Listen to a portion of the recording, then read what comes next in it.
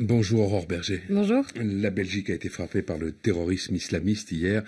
Un détenu qui bénéficiait d'une permission de sortie de quelques heures a tué 3 personnes avant d'être abattu. Le procureur de la République de Paris, François Molins, a indiqué lundi soir qu'une vingtaine de détenus incarcérés pour terrorisme sortiraient de prison au terme de leur peine en 2018 et autant, une vingtaine d'autres, donc en 2019. On court, dit-il, un risque majeur qui est celui de voir sortir de prison des gens qui ne sont pas du tout repentis et qui risquent même d'être encore plus endurcis compte tenu de leur séjour en prison. Quand on sait cela, qu'est-ce qu'on fait ?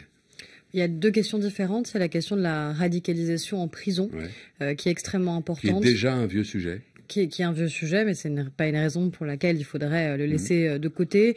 On crée par exemple 1500 places supplémentaires en prison qui sont totalement étanches pour les détenus dont on sait qu'ils sont radicalisés, pour qu'il n'y ait pas de contamination de la radicalisation.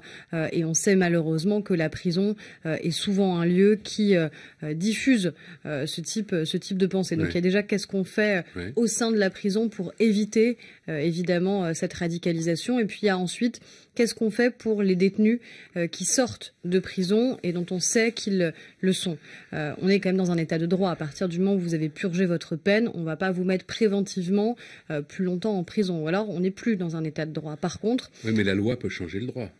Oui, alors si la loi en vient à dire qu'il faut mettre préventivement en prison des gens, là c'est même pas la loi qu'il faut changer, c'est notre constitution, c'est notre état d'esprit et c'est l'état de droit en lui-même, à mon avis, qui s'en trouve clairement affaibli. Par contre, il y a comment on fait pour pas baisser la garde vis-à-vis de celles et ceux qui peuvent sortir de prison et dont on sait qu'ils peuvent représenter un risque pour la société. C'est ce qu'on a fait quand on a voté la loi justement sécurité intérieure, lutte contre le terrorisme. Ça permet de renforcer aussi la surveillance que l'on a sur un certain nombre de personnes dont on connaît le parcours ou dont on peut présumer des risques potentiels. Les services d'enseignement disent qu'il faut une vingtaine de fonctionnaires pour suivre une personne. Sinon, il y en a 20 qui sortent en 2018, ça veut dire qu'il faut affecter 400 personnes au suivi de ces détenus radicalisés qui sortent de prison. On sait qu'on ne peut pas avoir en effet 20 personnes derrière chacune d'entre elles, mais on peut avoir des systèmes quand même de surveillance qui sont extrêmement puissants. On continue d'ailleurs à recruter aussi. On l'a dit déjà et on a commencé à le faire sur le recrutement parce qu'il y a forcément des sorties d'école, donc vous ne pouvez pas recruter du jour au lendemain 10 000 policiers et gendarmes. On le fait sur 5 ans et surtout on a 1300 personnes qui sont elles dédiées au renseignement, parce que c'est aussi ça, c'est-à-dire que il faut qu'on ait des gens dont c'est le métier, dont c'est la fonction et qui soient en capacité de travailler sur ces missions à la fois de détection en amont et de suivi.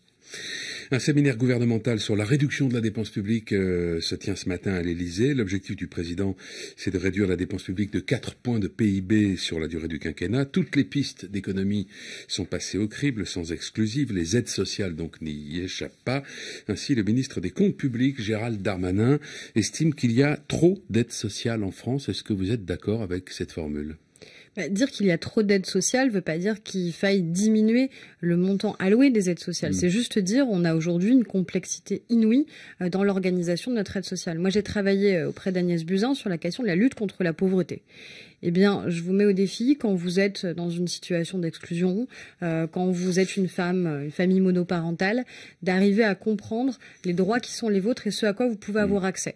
C'est d'ailleurs ce qu'on appelle le non-recours. On a aujourd'hui en France un certain nombre de personnes qui ne demandent pas les aides auxquelles elles ont droit, tout simplement d'abord parce qu'elles ne les connaissent pas ou parce qu'elles sont trop complexes. Donc oui, il faut revoir la manière avec laquelle nos aides sociales fonctionnent, déjà, la complexité, l'architecture, puis ensuite il faut s'interroger sur l'efficacité de ces aides. Il faut distinguer, par exemple, quand vous êtes une personne en situation de handicap et que vous bénéficiez d'une allocation adulte handicapé, ça n'est pas la même chose que quand vous avez ensuite d'autres types d'aides sociales, par exemple, qui sont liées à votre activité ou inactivité. Donc, on a le droit, quand même, de ne pas avoir de tabou et de s'interroger sur l'efficacité des aides. Les mots sont importants. La formulation n'était peut-être pas très à droite, ou trop à droite, justement, enfin, sans jeu de mots. Parce que dire qu'il y a trop d'aides sociales, on comprend que ça peut être dans l'organisation, c'est mal fichu. Mais ça peut être aussi, on distribue trop d'argent. Et d'ailleurs, la prime d'activité qui encourage les demandeurs d'emploi à reprendre une activité professionnelle serait dans le collimateur de Gérald Darmanin. Il faut y toucher, selon vous, à cette prime d'activité ? Écoutez, aujourd'hui, vous avez près de 3 millions de personnes qui bénéficient bénéficient de cette prime d'activité. L'enjeu au départ de cette prime d'activité, c'était de dire il faut que le travail paye mieux. Il faut qu'à partir du moment où vous retrouvez un emploi, où vous acceptez de reprendre un emploi, ce soit plus rémunérateur que le fait d'être en inactivité. Quand vous avez 3 millions de personnes, près de 3 millions de personnes qui en bénéficient, on peut s'interroger sur l'objectif. Après, peut-être qu'on veut changer l'objectif. Et dans ces cas-là, encore une fois, il faut s'interroger sur les différentes aides, quels étaient leurs objectifs initiaux, si elles les atteignent ou pas, et on a le droit de le faire, je pense. Et c'est aussi ça le débat parlementaire. Quand le gouvernement va présenter au Parlement son projet de loi de finances, c'est un projet, et après le Parlement s'en saisit et peut modifier, amender et proposer aussi d'autres choses. Mais on ne va pas s'interdire par avance des débats. L'audiovisuel public, et là c'est un peu pro-domo, est aussi dans le viseur. Ça fait un moment... Elle n'est pas dans le viseur. Allez, dans le champ de réflexion, disons, d'accord. Ça fait un moment qu'on en parle, mais cette fois, il semblerait que les derniers arbitrages soient sur le point d'être rendus. Alors, c'est très flou, le secret est assez bien gardé. Un député proche du dossier, comme on dit que les économies pourraient aller de 75 millions à 800 millions. Est-ce que vous savez, vous, à quelle sauce l'audiovisuel public va être mangé? Est-ce que ce sera pimenté ou est-ce que ce sera une sauce douce? Moi, je sais quel est l'objectif de la réforme. Et en effet, que ce soit la ministre de la Culture ou Matignon, ils ont beaucoup travaillé sur ces sujets, et les parlementaires aussi d'ailleurs. L'objectif de la réforme, c'est de dire à qui doit s'adresser l'audiovisuel public.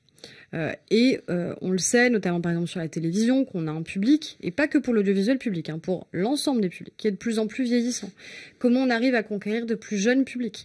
On a quelque chose à laquelle on est extrêmement attaché, je pense tous en démocratie, c'est l'éducation à l'information. Comment on fait pour distinguer ce qui relève de l'information, ce que vous faites par exemple sur votre antenne, et ce qui peut circuler sur les plateformes par exemple, et que les gens peuvent par mégarde ou méconnaissance prendre pour de l'information là aussi vérifiée. Donc ça, c'est une des missions de l'audiovisuel public, par exemple. Donc il faut d'abord savoir quelles sont les missions de l'audiovisuel public et les publics auxquels elle doit pouvoir répondre. Et on doit, encore une fois, elle n'a pas avoir de tabou sur la réforme de la structure. Est-ce qu'il va falloir peut-être qu'il y ait moins de chaînes sur France Télévisions? Moi, je pense qu'il faut se poser la question de la pertinence du nombre de chaînes, par exemple. Ce que vous dites donc, c'est que la priorité, ce ne sont pas les économies, mais l'architecture et la cohérence éditoriale de l'audiovisuel public? C'est à la fois la cohérence, encore une fois, quelles sont les missions du service public? On a un vieux triptyque qui est de dire il faut que le service public serve à informer, à divertir, à cultiver. Est-ce que c'est toujours d'actualité? Est-ce qu'il y a d'autres missions qui devraient être remplies par l'audiovisuel public?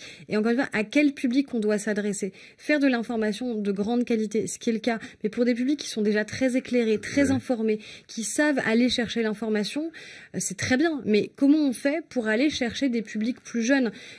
RFI, par exemple, vous êtes une radio où vous arrivez aussi, au regard des pays dans lesquels vous émettez, à avoir une diversité de publics.